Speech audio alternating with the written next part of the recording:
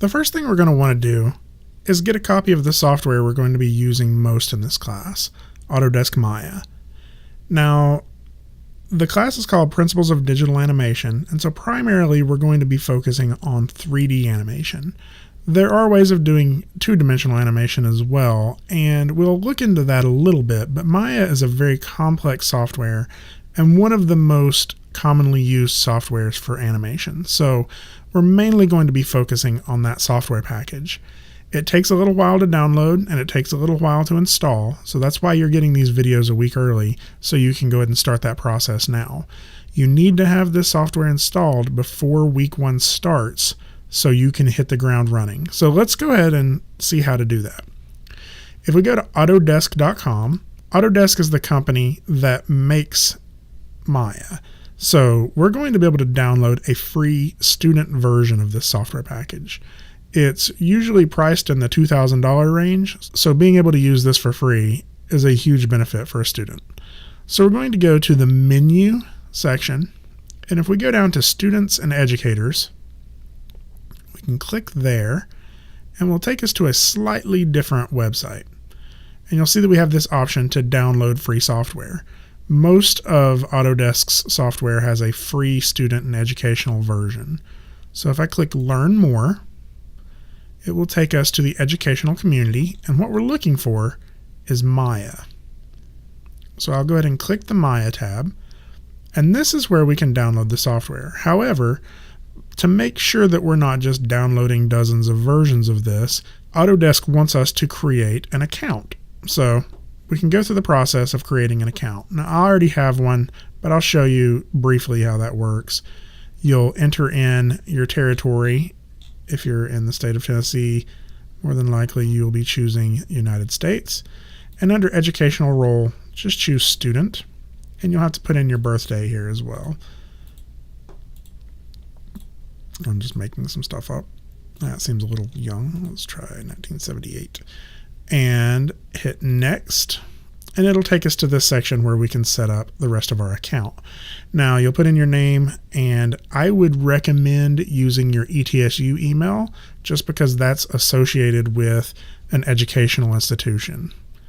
Create a password that you'll remember because you'll need to be able to get back into this website again later. I'll go back to the download page because I already have an account. I'll hit sign in. And I'll log in with my account.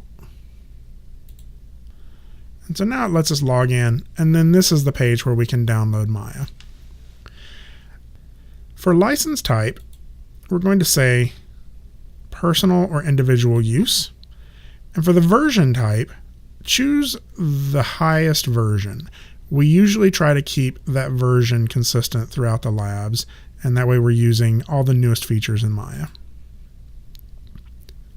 Under operating system, this will work with either Windows or a Mac.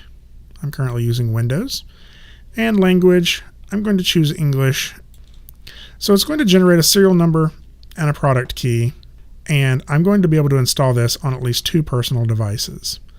So I can go all the way to the bottom to install now, and there's a couple of different options for install now. If I choose the top option, then it is going to install it using an install software that is built into the website. If I hit download now, it'll allow me to download the software that installs it. But if I hit browser download, it will download an entire installation package for me. So you can try the first one, but depending on your internet speed, sometimes these first 2 may cause you problems. So browser download is what some people have to resort to. Now, it is a very large file. I think it's in the neighborhood of about 3 gigabytes. Yes, it's about 1.5 gigabytes. So I'm downloading on pretty fast internet connection. It says it will be done downloading in 9 minutes. Plan accordingly. If you're installing this on your home computer, sometimes you may want to let this download overnight or download it at a time when the bandwidth is going to have more access so you can download at a faster speed. So once this is done, you should install this on whatever computer you're going to be using the most for this class. If you're installing this at a school, you may need to talk to some of the administration to find out how to install this software, or have a teacher help you get this software package installed.